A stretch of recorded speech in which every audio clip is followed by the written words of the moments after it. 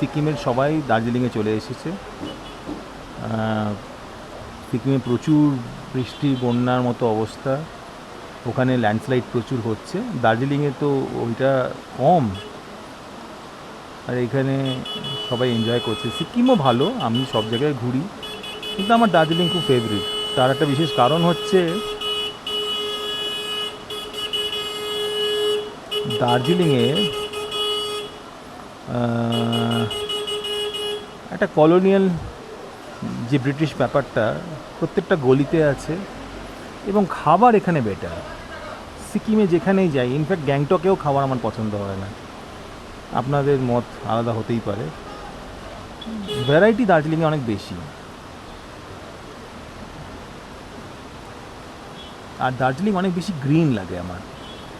বৃষ্টিটার পরে যখন রোদটা উঠছে, যে ভিউটা হচ্ছে, সেই ভিউটা কিন্তু আমি সিকিমে